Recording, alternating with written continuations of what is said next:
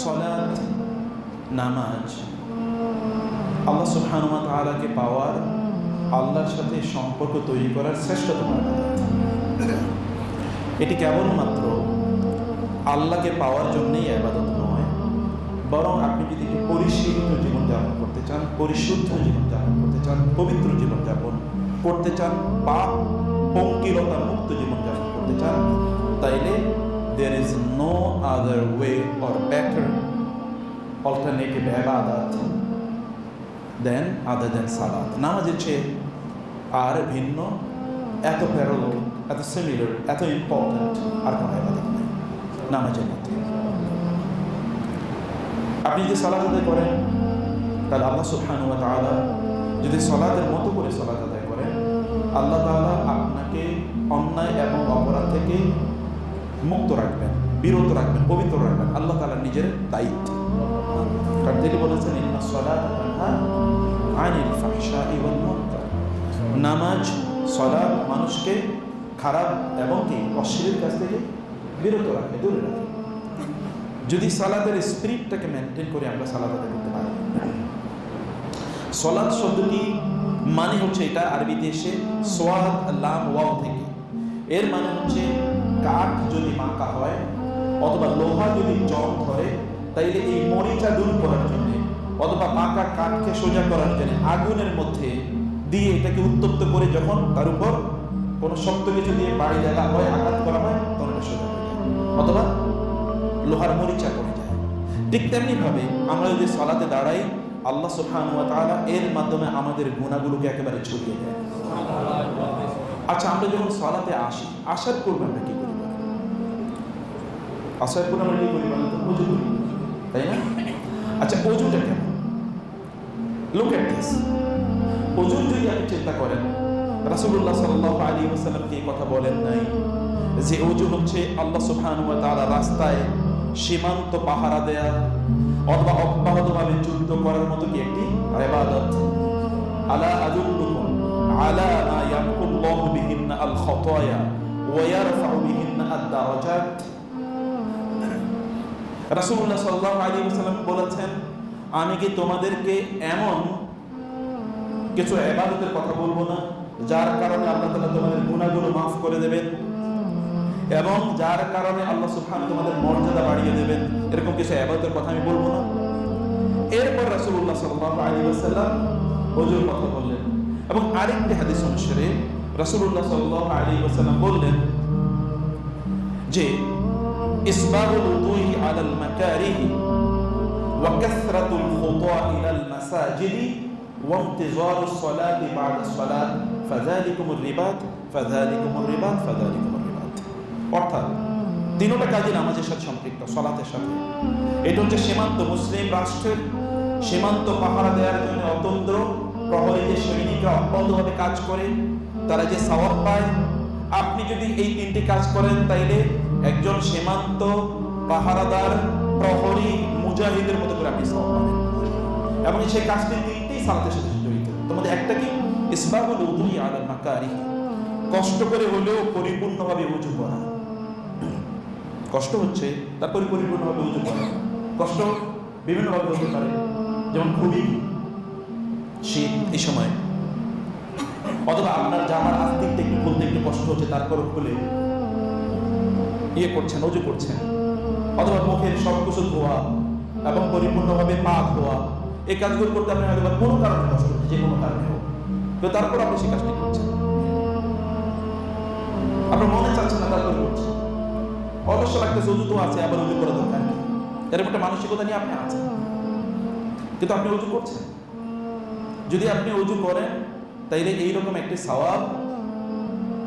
এবং ওযু করার পরে ওয়া কাসরাতুল খুতা ইলাল মাসাজিদ, আপনি মসজিদে বেশি বেশি আসছেন, অনেক বেশি পা ফেলে, মানে দূর থেকে আপনি মসজিদে এসেছেন, অথবা কাছেই আপনি মসজিদের কাছেই থাকেন এবং আপনি দ্রুত বেশি বেশি মসজিদে আসেন, 5 ওয়াক্ত সালাত জামাতের সাথে আদায় করেন মসজিদে। এইভাবে আপনার অনেক বেশি পদক্ষেপ আপনি ফেলেন, অথবা দূরে বাসা আপনার, তারপর আপনি মসজিদ ছাড়া জামাতে ছাড়া নামাজ আদায় করেন না। যেমনি ভাবে বানু সালামা গোত্র, যখন ইহুদিরা মদিনার কাছ থেকে চলে যায়, তখন রাসূল সাল্লাল্লাহু আলাইহি ওয়াসাল্লামের কাছে এসে তারা বলেন, ইয়া রাসূলুল্লাহ, এখন তো মসজিদে নববী আশপাশে ফাঁকা আছে, আপনি কি আমাদেরকে অনুমতি দেবেন আমরা মসজিদে নবীর কাছাকাছি এসে থাকতে? তিনি বললেন, দিয়া আরাকুম আসারুকুম, দিয়া আরাকুম আসারুকুম, তোমাদের বাড়ি ঘরে থাকো, তোমরা ওই দূর থেকে আসার কারণে, প্রত্যেকটা পদক্ষেপের কারণে আল্লাহ সুবহানাহু ওয়া তাআলা তোমাদের গুনাহ মাফ করে দেন এবং তোমাদের সওয়াব বাড়িয়ে দেন।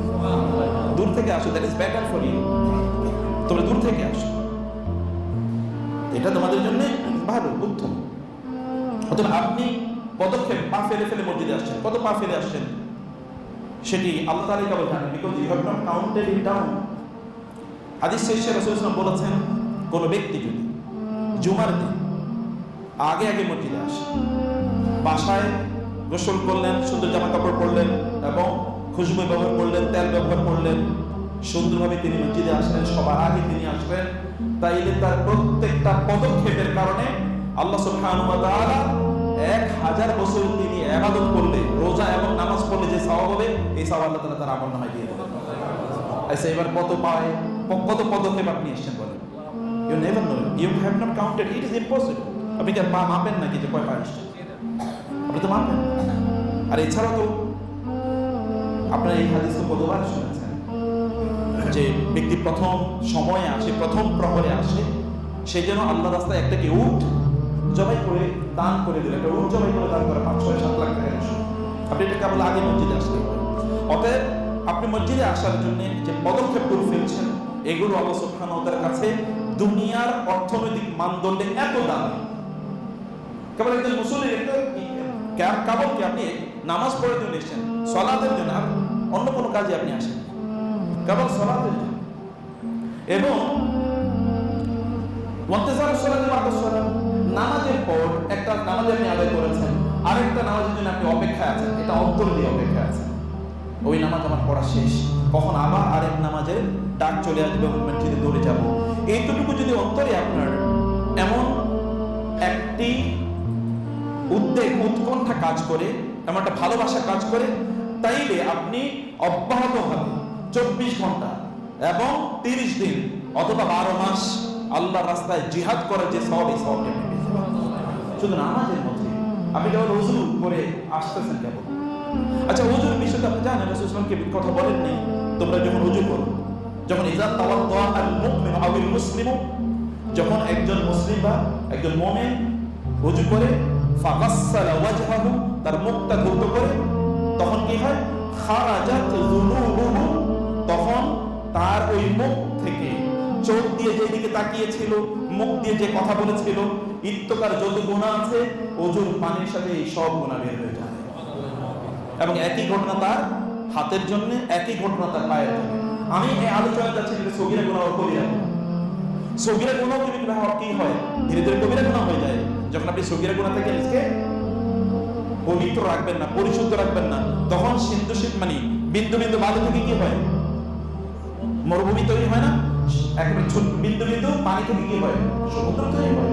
অতএব তো হয়ে যায়। এবং এই কারণে আমাদের সালাফরা বলেছেন, যখন ছোট ছোট গুনাহগুলোকে, যখন বড় বড় মানে ছোট ছোট গুনাহগুলো ভ্রুক্ষেপ করবে না, তখন এগুলো কি হয়ে যায়? বড় হয়ে যায়। ছোট গুনাহ আপনি করছেন, কোনো ভ্রুক্ষেপ করছেন না, কারণ আপনি গুনার ছোটটার দিকে তাকায়েন না, আপনাকে তাকাতে হবে কার বিরুদ্ধে আপনি গুনাহ করছেন, আপনি কার অবাধ্য হচ্ছেন। অবাধ্য হচ্ছেন কার? সেদিকে আপনাকে তাকাতে হবে, সেদিকে তাকাতে হবে। প্রিয় ভাই, ওযু করেছেন, ওযু করার পর এরপর আপনি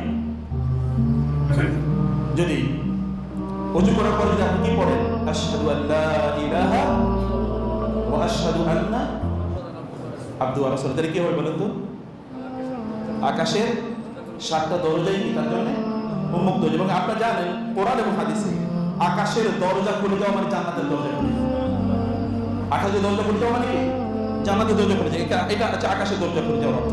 আকাশের দরজা খুলে যাওয়ার আরেকটা অর্থ আছে, যে ওই সময় আপনি যেই দোয়া করবেন, যেহেতু আর মধ্যখানে কোনো ব্যারিয়ার নাই, এই দোয়া সরাসরি আল্লাহ সুবহানাহু ওয়া তাআলার কাছে পৌঁছে যাবে।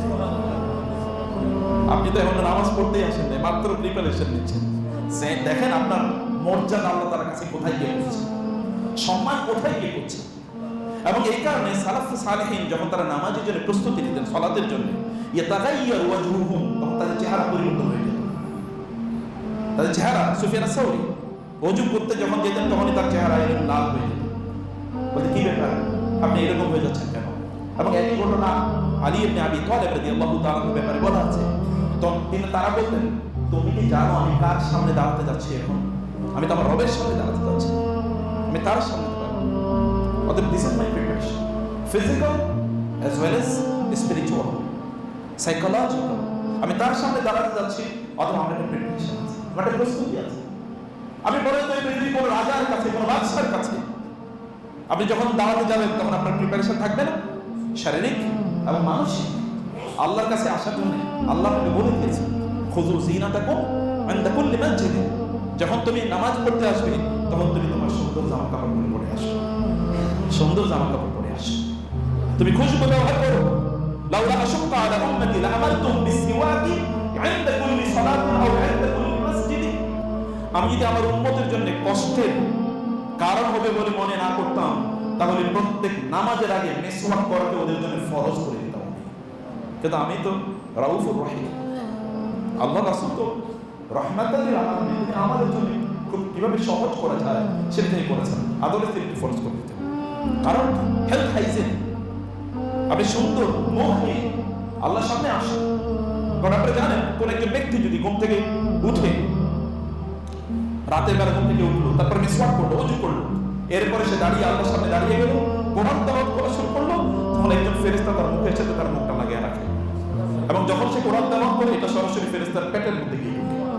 এটা প্রিজার্ভ করে রাখা হয়, কিয়ামতের দিন দলিল হিসেবে উপস্থাপন করা হবে যে এই ব্যক্তি এরকম করেছে, ফেরেশতার পেটের মধ্যে ঢুকে। You need help, the hygiene of your teeth, the hygiene of your mouth. আপনার আপনার মুখে দাঁতেরও কি লাগে, হাইজিন লাগে। রাসূল যে কথা বললেন মসজিদে আসার আগে তোমরা কি করবে? তোমরা পরিষ্কার পরিচ্ছন্ন হয়ে আসবে, তোমাদের গা থেকে যেন গন্ধ বের না হয়, মুখ থেকে যেন গন্ধ বের না হয়। হালাল জিনিসকে দুদিন নিষেধ করেছেন, যেমন পেঁয়াজ, রসুন, কাঁচা এটা খেয়ে আসবে না, কারণ ফেরেশতার কষ্ট হয়। আপনার পাশেই ফেরেশতা দাঁড়িয়ে সালাত করছে।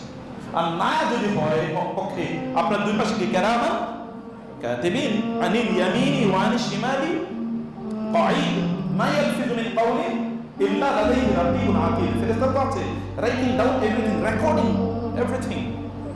দে আর দেয়ার, ফেরেশতা এখানে আছে।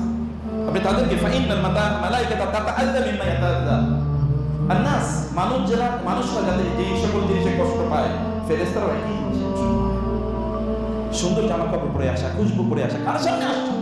You have to understand that you are going to stand in front of the owner of the heavens and the earth. এই গোটা সৃষ্টিকুলের যিনি মালিক, একচ্ছত্র মালিক,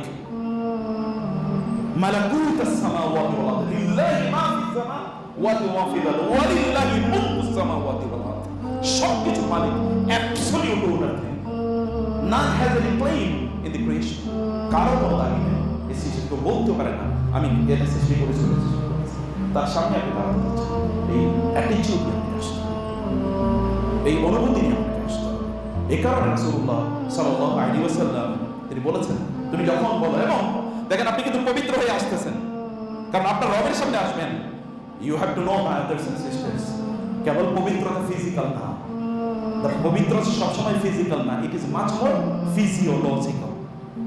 পবিত্রতা কেবল শারীরিক না, এটা অনেক বেশি মানসতাত্ত্বিক।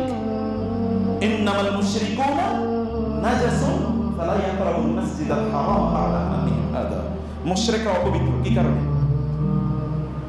কি কারণে? ওরা কি পেশাব পায়খানা করে পানি ব্যবহার করে না, টয়লেট ইউজ করে কি ওরা হয় না? ইয়েস, তারাও পবিত্র হয়, আপনার চেয়ে একটু কম হতে পারে, কিন্তু পবিত্র তো হয়, গোসল তো করে। তাহলে এই পবিত্রতা কোন অপবিত্রতা? এই অপবিত্রতা কিসের? এটা হচ্ছে তার মনস্তাত্ত্বিক, কারণ সে মূর্তি পূজা করে, কারণ সে আল্লাহ ছাড়া অন্য কারো কাছে আত্মসমর্পণ করে, সিজদা করে, আল্লাহ ছাড়া অন্য কারো কাছে তার নিজকে সে সুপর্দ করে দেয়। যেটি আল্লাহর অধিকার সেটি সে অন্য কাউকে দিয়ে দেয়। এটাই অপবিত্রতা, এটাই অপবিত্র, এটাই ইন্নামাল মুশরিকুনা নাজাসুন। এবং আল্লাহ সুবহানাহু বলেছেন, ইন্নামাল খামরু ওয়াল মাইসিরু ওয়াল আনসাবু ওয়াল আজলামু রিজসুম মিন আমালিশ শাইতান। এটা শয়তানের অপবিত্র কাজ, জুয়া, মদ এবং এই যে বেদিতে পুজোর বেদিতে বিভিন্ন জিনিস উপহার দেয়া, প্রাসাদ উপহার দেয়া এবং এই সকল কাজগুলো, এগুলো কি লটারি তৈরি করে, এগুলো সব হচ্ছে শয়তানের অপবিত্র কাজ। অতএব এগুলো শরিয়া বিরোধী সব কাজে অপবিত্র। আপনি কিন্তু পবিত্র হয়ে আসতেছেন, নামাজে পবিত্র হবেন কি তার আগ থেকে পবিত্রতা শুরু হয়ে গেছে আপনার। এবং আপনি বলছেন ওইখানে আপনি বলেন আল্লাহুম্মা জাআলনি মিনাত তাওয়াবিন ওয়া জাআলনি মিনাল মুতাতাহহিরিন। আল্লাহ আপনি আমাকে তওবাকারীদের অন্তর্ভুক্ত করে নিন এবং পবিত্রদের অন্তর্ভুক্ত করে নিন। পবিত্র হয়ে আসতেছেন, আল্লাহ আপনাকে পবিত্র, কারণ তার ঘরে আপনাকে তিনি আনবেন। তিনি কি গুনাহ নিয়ে আসতে পারেন নাকি? তিনি মর্যাদাপূর্ণ। তাবারাকা ইসমু ওয়া তাআলা জাদ্দুহু। আপনার রব তাবারাকা ওয়া তাআলা আম্মা ইউশরিকুন, আপনার রব মহা, ওয়া হুয়াল আলিয়্যুল কাবীর। তিনি মহা, তার উপরে কোনো কিছু নাই। লাইসা ফাওকাকা শাই ওয়া লাইসা দুনাকা শাই। আল্লাহুম্মা আনতাল আউওয়ালু ফালাইসা ক্বাবলাকা শাই ওয়া আনতাল আখিরু ফালাইসা বা'দাকা শাই ওয়া আনতাজ যাহিরু ফালাইসা ফাওকাকা শাই ওয়া আনতাল বাতিনু ফালাইসা দুনাকা শাই। আপনার রব তিনি সর্বপ্রথম সর্বশেষ, তিনি প্রকাশ্য, তিনি গোপন, তার বাইরে কোনো কিছুই নাই। তার ইচ্ছার বাইরে কোনো কিছুর অস্তিত্ব থাকতে পারে না, সেটা যাই হোক না কেন। যখন তিনি চাইবেন তখন ইজাস সামাউ ফাতারাত ওয়া ইযাল কাওয়াকিবু তাসারাত, তিনি চাইলে এই আকাশের এই চমৎকার নক্ষত্রগুলো সব ধ্বংস করে দেবে, সম্পূর্ণ ওয়া ইযাল জিবালু সুয়িরাত ওয়া ইযাল ঈশারু মুতিরাত ওয়া ইযাল বিহারু ফুজ্জিরাত। সমুদ্রে আগুন ধরে যাবে এবং জঙ্গলের প্রাণীগুলো লোকালয়ে বের হয়ে আসবে। ওই যে নুফুসু জুবিজাত, আত্মাগুলো একত্রিত হয়ে যাবে। ওই যে রুহুসু, যেটা দেখেন না, তিনি চাইলে কি হয়ে যায়, মুহূর্তের মধ্যে সব তছনছ হয়ে যায়। সাজানো বাগান মুহূর্তের মধ্যে শেষ হয়ে যাবে। ফাতাফা আলাইহা তাইফুম মির রাব্বিক ফাসবাহাত কাসসারিম ফাতানাদাউ মুসবিহিনা আনিতু আলা হারসিকুম ইন কুনতুম সারিমিন। লোকেরা তাদের সুন্দর বাগান, অট্টালিকা, ইন্ডাস্ট্রি, হিউজ পাওয়ার, প্রপার্টি, ক্ষমতা, সম্পদ, কেউ তাদেরকে চ্যালেঞ্জ করার মতো কেউ নাই। এরকম যখন অবস্থায় এসে হঠাৎ করে কোনো এক সরকার আল্লাহ সুবহানাহু ওয়া তাআলা সব তছনছ করে দিয়েছেন। গোটা পৃথিবীতে এরকম অবস্থা নাই। আজ ফেরাউন কি করেছে, বনি ইসরাইলকে এবং ঈসা আলাইহিস সালাম, মুসা আলাইহিস সালামকে ধাওয়া করে লোহিত সাগর পর্যন্ত চলে এসে সে তো মনে করেছে সে ইনভিনসিবল, তাকে পরাজিত করতে পারে এই পৃথিবীতে এমন কোনো শক্তি নাই। আল্লাহ বলেন আসো, একটু সামনে আসো, তোমার জন্য আমি রেখে দিয়েছি। সেটা কি? লোহিত সাগর। সাগরে ঢুকছে, একদল পার হয়ে গেছে, সবচেয়ে দুর্বলরা পার হয়ে গেছে, সবচেয়ে সবল হয়ে গেলে হাবুডুবু খেয়ে মারা যাচ্ছে। দিস ইজ দ্য উইল ওয়া মা তাশাউনা ইল্লা ইয়াশা আল্লাহ। আল্লাহ চাইলে, আল্লাহ সুবহানাহু ওয়া তাআলা চাইলে আপনি যেটা চিন্তা করতে পারেন না, সেটি আল্লাহ সুবহানাহু ওয়া তাআলা নসি সমান্ত হয়। আল্লাহ পবিত্র করে আপনাকে আনতে চান এবং তারও আগে আপনি দেখেন, আপনি যখন আজান হয়, আপনি যখন আজানের কথা শোনেন, সারফেস আইনের অবস্থা কি ছিল? আপনি তো আজানের অপেক্ষা করেন। কোন একজন সালাফকে দেখা গেল তিনি প্রস্তুতি নিচ্ছেন, অজু করছেন, বলে কি করবেন? অজু করছেন কেন? বলে নামাজ যাবো, মসজিদে যাবো, এখনো তো আজান দেয় না। বলে আমার রব ডাকার পরে তার সামনে কি আমি হাজির হই, আমার লজ্জা। উনি ডাকলে এরপরে যাবো, উনি ডাকার আগে আমি তো ডাকার আগে উনি আমাকে সব দিয়েছেন। উনি ডাকলে আমি কিভাবে চাই? উনি ডাকার আগে আমি তার কাছে উপস্থিত চাই। এটা আমার কমপক্ষে token of my appreciation, acknowledgement. তিনি যে আমাকে দিয়েছেন তার জন্য আমি একটু কৃতজ্ঞতা দেখাচ্ছি। এর চেয়ে বেশি কিছু আমার করার না, আমি তো করবো। আমি এর চেয়ে বেশি কি করবো? এই কারণে তিনি ডাকারে আমি মসজিদে উপস্থিত হয়েছি, আমি তার সামনে উপস্থিত হয়েছি। আমি তাকে দেখাতে চাই আল্লাহ আমি এটুকু করতে পারি, আমি এটুকু করতে। কিছু কিছু মানুষ তাদের মনের দিক থেকে তারা বিশাল বড় ধনী, কিছু কিছু মানুষ মনের দিক থেকে একেবারে ফকিরের চেয়ে ফকির, আফকার।